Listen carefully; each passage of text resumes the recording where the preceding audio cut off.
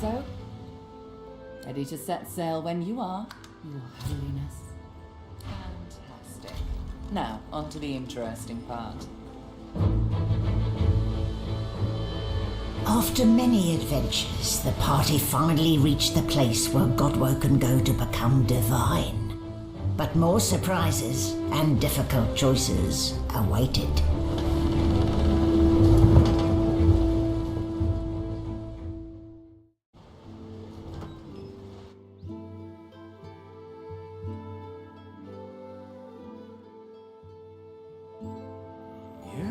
Here we are, the Nameless Isle.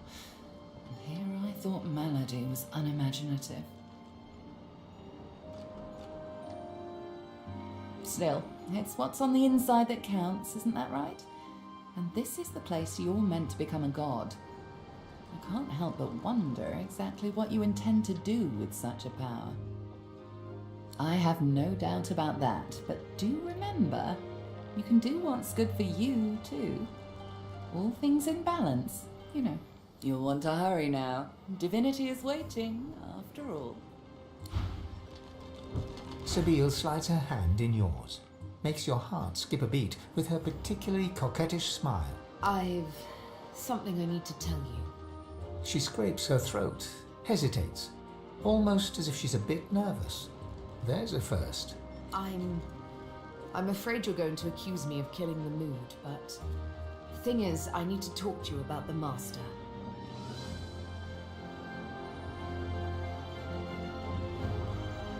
No, not anymore. Or so I hope. My dear, sweet Fane, I've grown to trust you more than I've trusted anyone since I've had names on my skin. So you have. Come, sit down with me for a moment. You both sit down, cross-legged, knees to knees, hand in hand. Suddenly, a melody. Sabine sings a song, haunting in its simplicity. She uses no words, sounds rather. It's beautiful, yet somehow menacing. This is my Scar song. It's all the Master needs to make me his slave once more, unless your voice opposes his. I will soon confront him, with you by my side.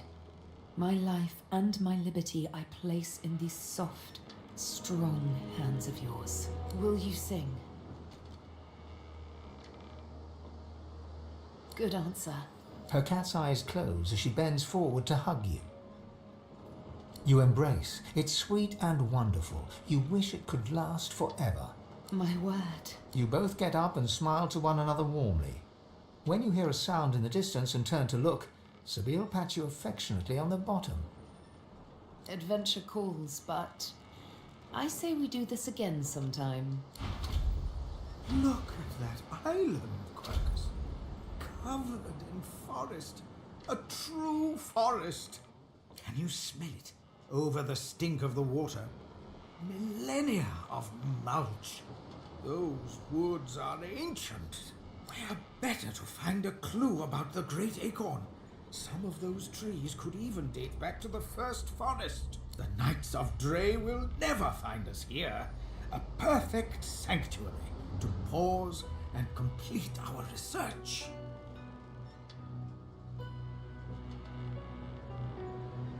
Yes, yes. I'm sure it's all very important and whatnot. Somewhere on this ancient isle, there must be a clue that will help us stop the acorn.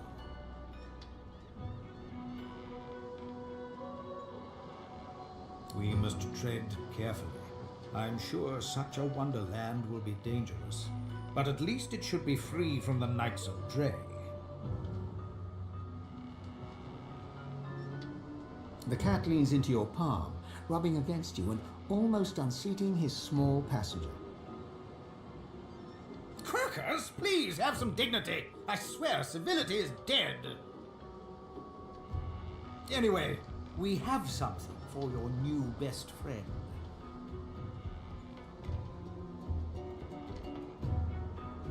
Something I discovered in your lizard friend's basement. She won't miss it, but use it well.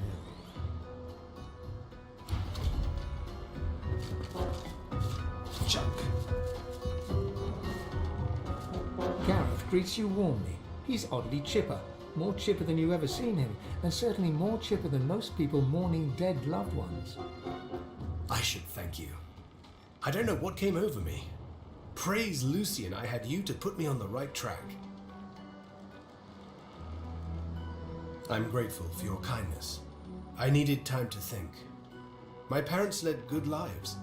I'd rather celebrate them for the love they gave me than to wail over their loss. Besides, we have work to do. Once we anchor at the Nameless Isle, I'll scout ahead, see if I can help locate the council and ease the way. I'll report to you on what I find.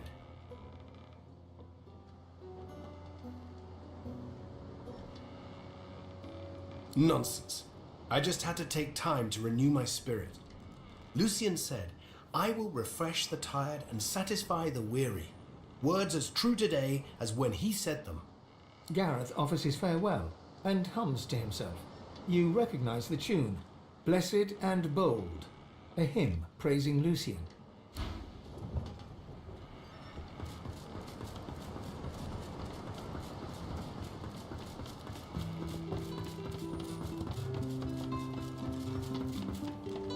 Hello. This island is something else, huh? I'll bet I can find many interesting ingredients here.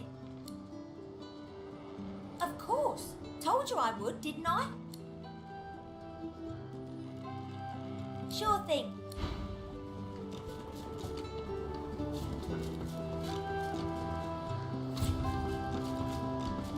Quite a journey I've found myself on with you. Is this where it ends, I wonder?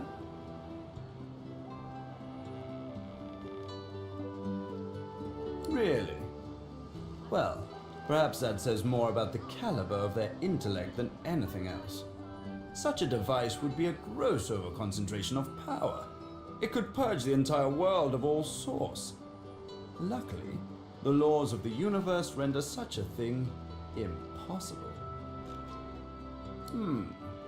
Dangers indeed.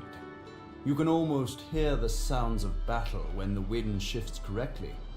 And where there's battle, there's bound to be mercenaries. Bleku Duma, the words of the lone wolves. No doubt my former comrades will have them in their employ. Speak their words, and you might pass. Speak their words, and you might pass. Consider it a token of my thanks for the assistance in retrieving anathema. My efforts continue. I must admit it's quite an intricate piece to work with, even for someone like myself. I remain confident of success, though. Pursuit of my interests has led me to fall in with some disreputable company in my time. For a short while, one such group was the Black Ring. I know, not something to be proud of, but they let me do as I wished, so desperate they were for aid after the death fog cut them down to size. A fine arrangement, until they started preaching about this God King and his infernal covenant. He snorts derisively. The last thing this world needs is another would-be god, and an army of fools willing to follow him.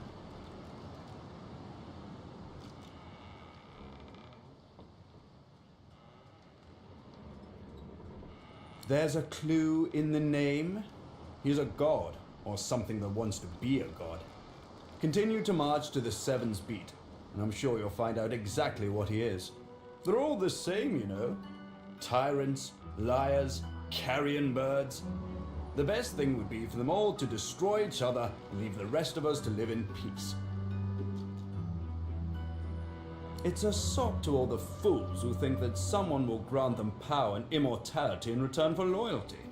This God King has caused to make war with the Seven, and the Covenant is how he's gathered his army. They become sworn, as it was put to me, bound to serve, die, and be reborn for the God King for as long as he wishes. Then at some ill-defined point in the future, they think they'll be rewarded. You should have seen them all, on their knees worshipping a new tyrant just to spite 7 old ones. I got away from them while I still could. Unfortunately, Dallas was waiting to snatch me.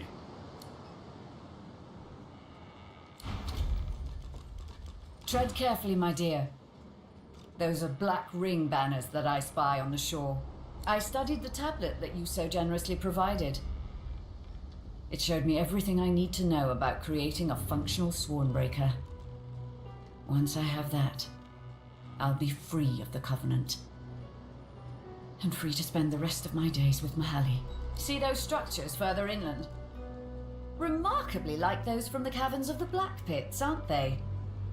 Should you discover the parts needed for a Swornbreaker, please bring them to me. I'll make it worth your while. Also, you will likely encounter sworn followers of the God King on that island, I suspect. I would avoid combat if possible.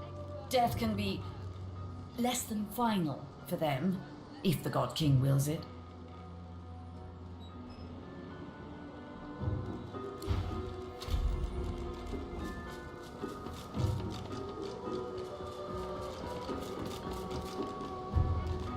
The golden-haired woman in front of you casts an appraising eye over your attire. Slowly and deliberately, she winks at you.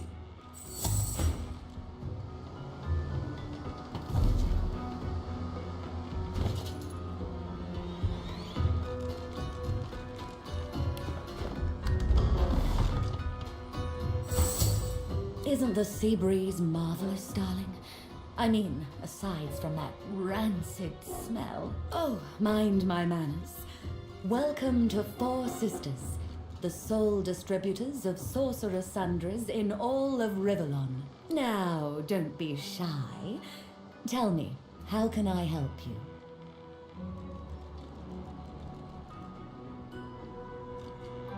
Oh, darling. Malady invited me, of course. She said you'd need all the help you could get. She looks around with a gleam of horror in her eye. And it looks like she was right. I hope the scars will heal in time. Please tell me that my dear sister equipped you well with sorceress sundries. Wonderful. And maybe I can make you even happier. How about this? If you can guess the answer to my riddle, I'll give you a delightful discount on sorceress sundries. That's the spirit. Come closer so I can tell you. In the race for my heart. She looks deep into your eyes.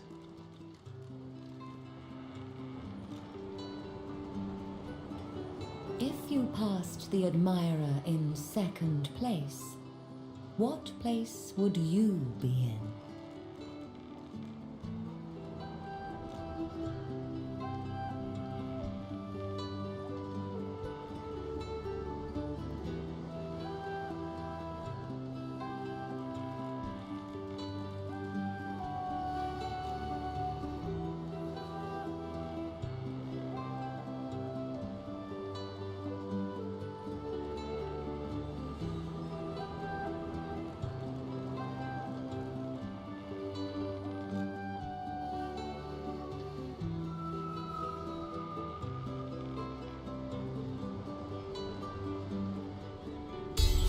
She shoots you a dangerous smile, all teeth and peril.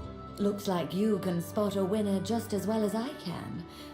For that, you can have a slinky little discount on sorcerer sundries.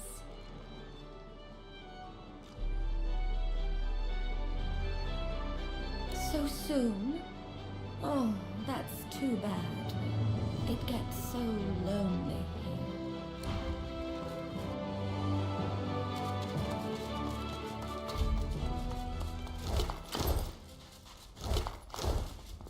These bodies have been purged. Who could have done this?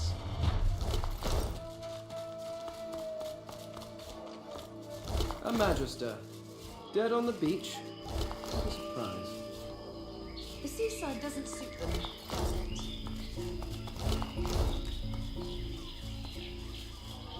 I fancy a swim. You need a bath. And your reward for this Christmas your sacrifice.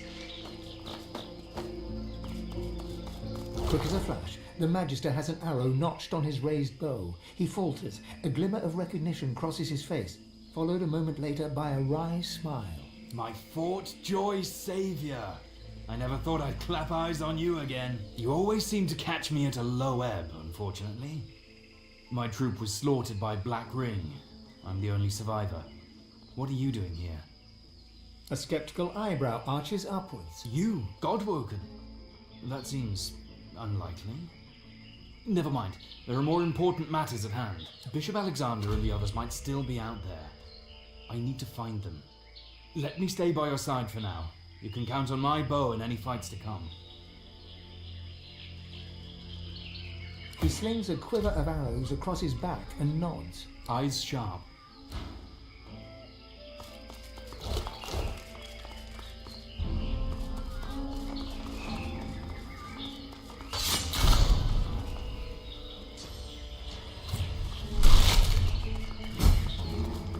As if from nowhere, a sweating warrior appears before you.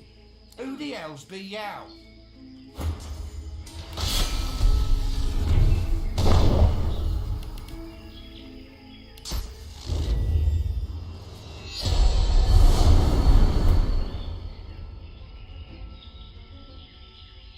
If yow not be with the God King, yow be against. So rejoice, I bring yow death.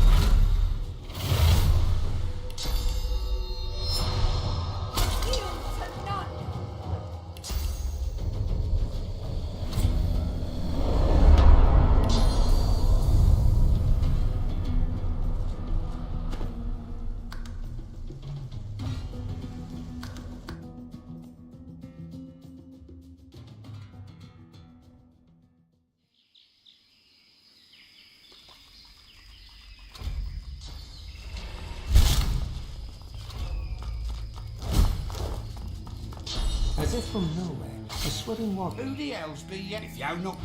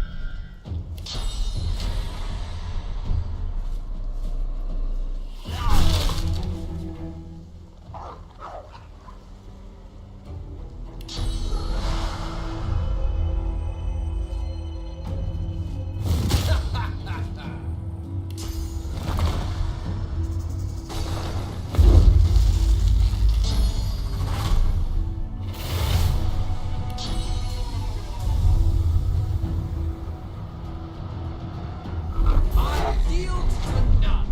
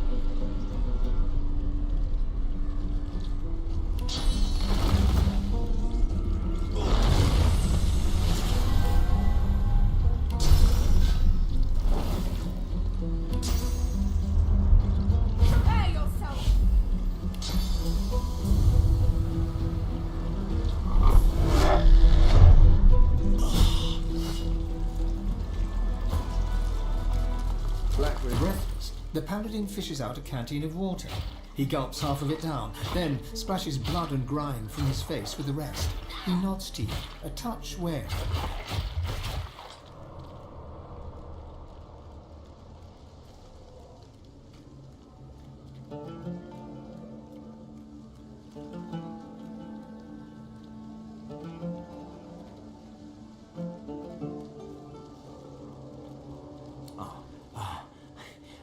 Many thanks for your help.